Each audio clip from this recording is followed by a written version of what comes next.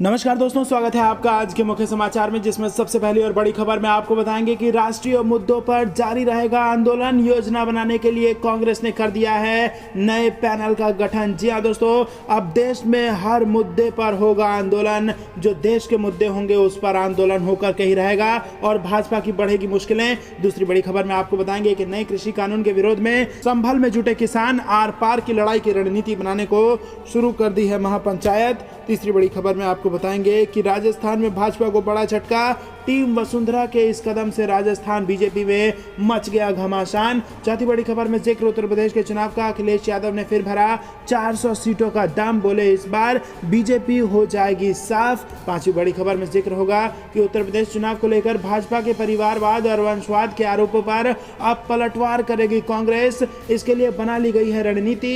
इसी के साथ अगली बड़ी खबर में आपको बताएंगे कि अर्थव्यवस्था को संभाल नहीं पाई मोदी सरकार, बेच रही है देश की संपत्तियां। अगली खबर में जिक्र होगा कि यूपी चुनाव 2022 में जेडीयू ने दिया है भाजपा को झटका। मैदान में उतरेगी जेडीयू। त्यागी बोले भाजपा से नहीं बनी बात तो 200 सीटों पर अकेले लड़ लेंगे चुनाव। और इसी के साथ अगली बड़ी खबर में जिक्र होगा कि सिर फोड़ देने वाले एसडीएम के ट्रांसफर से नाराज हैं किसान, बोले ये प्रमोशन है, सजा नहीं। दोस्तों, हर एक खबर की गहराई में आपको ले जाएंगे, लेकिन उससे पहले अगर आप भी देश के किसानों के साथ खड़े हैं और अगर आप भी कांग्रेस के इस फैसले का समर्थन करते हैं कि हर राष्ट्रीय मुद्दों पर अब होगा आंदोलन, तो आप इसी वक्त इस वीडियो को लाइक कीजिए। और अभी तक अगर चैनल को सब्सक्राइब नहीं किया है तो लाल बटन को दबा के सब्सक्राइब करके घंटी बजाकर कमेंट में लिखिए जय हिंद। दोस्तों, रुक करते हैं सबसे पहले और बड़ी खबर की तरफ। राष्ट्रीय मुद्दों पर जारी रहेंगे आंदोलन, ये बड़ा ऐलान कर दिया है कांग्रेस पार्टी ने। कांग्रेस पार्टी की अंतरिम अध्यक्ष सोनिया गांधी ने गुरुवार को एक पैनल का गठन कर दिया।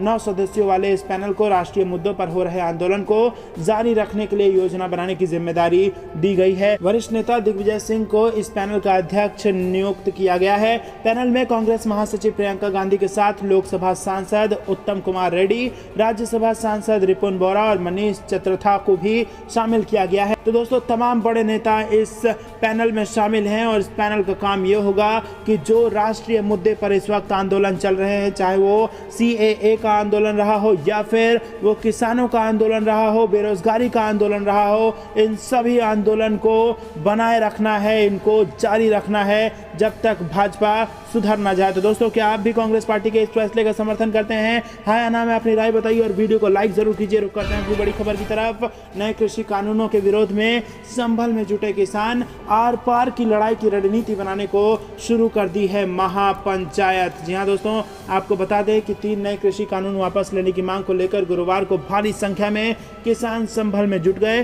भारतीय किसान यूनियन असली के जिला अध्यक्ष राजपाल सिंह ने बताया कि केंद्र सरकार को हर हाल में कृषि कानून को वापस लेना चाहिए। लंबे समय से किसान आंदोलन कर रहे हैं और सरकार खामोश है। अब आर पार की लड़ाई लड़ी जाएगी। महापंचायत में इसे लेकर आगे की रणनीति बनाई जाएगी। दोस्तों, संभल मुरादाबाद मार्ग पर आयोजित महापंचायत में भारतीय किसान यूनियन असली के राष्ट्रीय अध्यक्ष हरपाल सिंह मौजूद हैं, जबकि किसान सिंह गुरनाम सिंह का इंतजार हो रहा है। इसके अलावा पंजाब और हरियाणा के 10 बड़े किसान नेता भी महापंचायत में शामिल होंगे।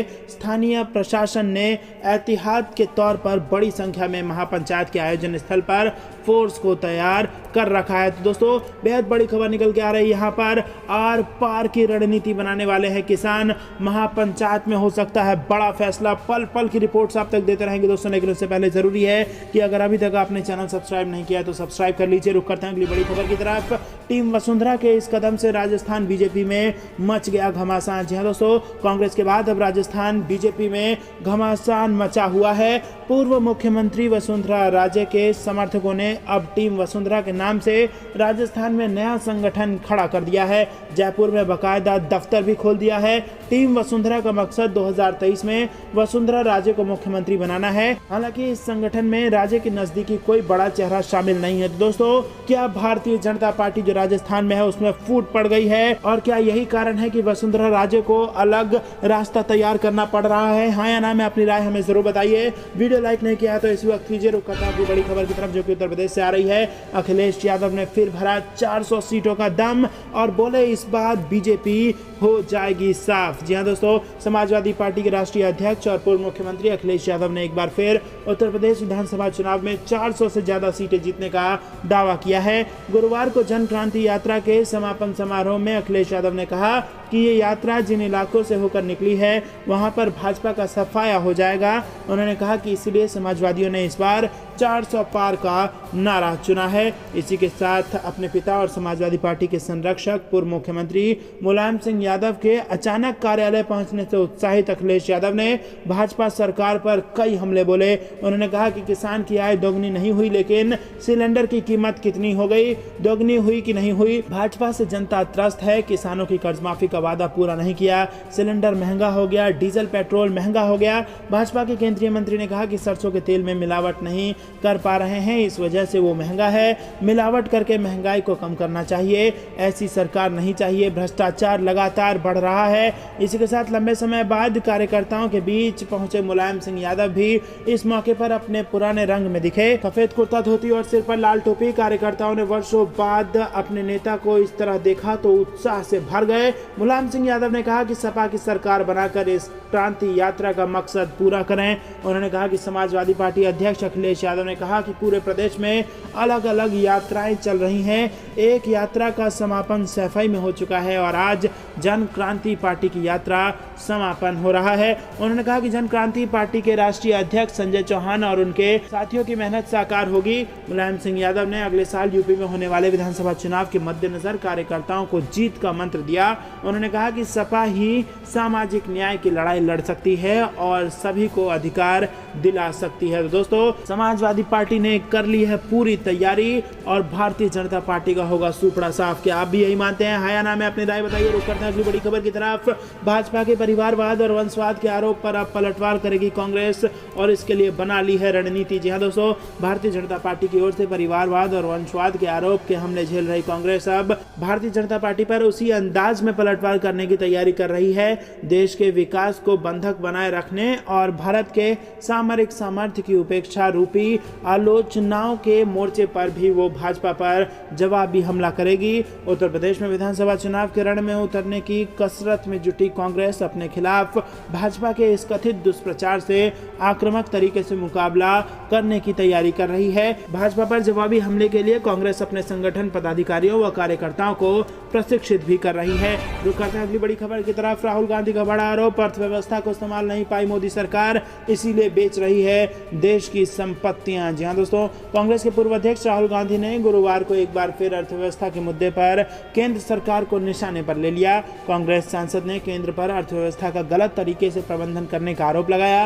उन्होंने कहा कि देश इस समय गंभीर स्थिति में है और मुख्य विपक्षी दल होने के नाते कांग्रेस की नैतिक जिम्मेदारी बनती है कि वो देश के लिए खतरा बनने वाली शक्तियों के खिलाफ लड़ाई लड़े। बता दें कि राहुल गांधी उत्तर केरल जिले में जिला कांग्रेस समिति के कार्यालय के उद्घाटन कार्यक्रम में वर्चुअल माध्यम से शामिल हुए थे। इस दौरान अपने संबोधन में उन्होंने केंद्र की भाजपा सरकार पर आरोप लगाया। उन्होंने कहा कि ये साफ है कि मोदी सरकार अर्थव्यवस्था को संभालने में नाकाम रही है। देश ने पिछले 70 सालों में जो बनाया है उसे मोदी जी अपने कुछ चुनिंदा मित्रों के हवाले किए जा रहे हैं। राहुल गांधी ने कहा कि कांग्रेस पार्टी निजीकरण के खिलाफ नहीं है, लेकिन हमारी निजीकरण की योजना तार्किक आधार पर थी। उन्होंने नेशनल मॉनेटाइजेशन पाइपलाइन को लेकर कहा कि हमने रणनीतिक उद्योगों का निजीकरण नहीं किया। उदाहरण के तौर पर रेलवे है जो देश की रीढ़ है और कांग्रेस को हर स्तर पर हमारी संपत्ति की इस तेजी से हो रही बिक्री का विरोध करना होगा। इसी के साथ पेट्रोल और डीजल की बढ़ती कीमतों को लेकर भी राहुल गांधी ने मोदी सरकार पर हमला बोला। उन्होंने कहा कि सरकार जीडीपी के एक नए अर्थ के साथ आई है, जहां जीडीपी के बढ़ने का मतलब है गैस, डीजल और पेट्रोल के दाम में वृद्धि होना। राहुल गांधी ने कहा कि पिछले 7 साल में गैस, डीजल और पेट्रोल की कीमतों में बेतहाशा वृद्धि की गई। 7 साल में भाजपा ने ऐसा करके 23 लाख करोड़ रुपए कमा लिए हैं। उन्होंने आरोप लगाया कि किसान, मजदूर, छोटे व्यापारी, एमएसएमई, ठेके पर काम करने वाले कर्मचारी, वेतनभोगी और ईमानदार उद्योगपतियों का डिमोनेटाइजेशन किया जा रहा है। प्रधानमंत्री के 4-5 मित्रों का मोनेटाइजेशन हो रहा है। गांधी ने कहा कि हमें इन ताकतों का मुकाबला करना होगा। कार्यक्रम में AICC महासचिव KC वेणुगोपाल, के सुधारक, ओमन चांदी आदि शामिल हुए। दोस्तों रुक करते हैं अगली बड़ी खबर की तरफ, लेकिन उससे पहले अगर आप भी ऐसा मानते हैं कि अर्थव्यवस्था नहीं संभल रही है मोदी सरकार से, तो वीडियो को इसी वक्त लाइक जरूर कीजिए। अगली बड़ी खबर में आपको बता दें कि उत्तर प्रदेश चुनाव 2022 में जेडीयू ने दिया भारतीय जनता पार्टी को झटका। अकेले मैदान में उतरेगी जेडीयू, 200 सीटों पर लड़ सकती है चुनाव। जी हां दोस्तों, आपको बता दें कि उत्तर प्रदेश चुनाव 2022 को लेकर सभी दल तैयारियों में जुट गए हैं। भाजपा जहां एक बार फिर सत्तारूढ़ होने के लिए पूरी ताकत झोंकेगी, तो वहीं उसी के सहयोगी दल जेडीयू भी उसके साथ या अलग से मैदान में उतरने को तैयार है। कांग्रेस, सपा, बसपा व अन्य तमाम विपक्षी दल भी जोर आजमाइश करेंगे ही। जेडीयू के राष्ट्रीय प्रवक्ता केसी त्यागी का कहना है कि भाजपा के साथ पहले दौर की चर्चा हो चुकी है, अगले दौर में तय हो जाएगा कि दोनों दल कितनी कितनी सीटों पर चुनाव लड़ेंगे। उन्होंने कहा कि यदि भाजपा सम्मानजनक सीटें नहीं देगी तो जेडीयू अकेले चुनाव लड़ेगा। हमने अकेले चुनाव लड़ने के लिए 200 सीटों का चयन कर लिया है। जो करते हैं अगली बड़ी खबर की तरफ, सिर फोड़ देने वाले एसडीएम के ट्रांसफर से नाराज हुए किसान बोले यह प्रमोशन है, कोई सजा नहीं। जी हां दोस्तों, हरियाणा सरकार द्वारा करनाल एसडीएम आयुष सिन्हा का ट्रांसफर कर दिया गया है। लंबे समय से किसान मांग कर रहे थे कि एसडीएम के खिलाफ सख्त कार्रवाई की जाए। अब उसी बीच उनका ये ट्रांसफर कर दिया गया है, लेकिन किसान इससे खुश नहीं है। उन्होंने एक प्रेस रिलीज कर अपनी नाराजगी जाहिर कर दी है। किसानों ने स्पष्ट कर दिया है कि हरियाणा सरकार ने दोषी एसडीएम को सजा नहीं सुनाई है, बल्कि उसका ट्रांसफर कर सुरक्षा देने की कोशिश की है। प्रेस रिलीज में लिखा गया है, ये तो सिर्फ सुरक्षा के साथ प्रमोशन दे दिया गया है, इसे सजा तो कहा ही नहीं जा सकता। हरियाणा सरकार एक आरोपी को बचाने की विफल कोशिश कर रही है। जब तक एसडीएम के खिलाफ 6 सितंबर तक हत्या के चार्ज नहीं लगा दिए जाते, ये विरोध प्रदर्शन जारी रहने वाला है। हम सभी किसान करनाल लघु सचिवालय का घेराव करेंगे। वहीं किसानों द्वारा जानकारी दी गई है कि मुजफ्फरनगर में किसान महापंचायत की तैयारी शुरू कर दी गई है। इस महापंचायत को सफल बनाने के लिए कई मीटिंग कर ली गई है और कई जिलों से संपर्क साधा जा रहा है। दावा किया जा रहा है कि 5 सितंबर को एक ऐतिहासिक महापंचायत को अंजाम दिया जाएगा। तो दोस्तों, ये थी दिन में कुछ बेहतरी और बड़ी खबरें। तक बने रहने के लिए बहुत बहुत धन्यवाद। देख रहे थे आपका अपना चैनल दादा कंपनी न्यूज। जाने से पहले वीडियो लाइक, लाल बटन को दबा के चैनल को फ्री में सब्सक्राइब और घंटी बजाकर कमेंट में जय हिंद जरूर लिखिए। जय हिंद, जय भारत।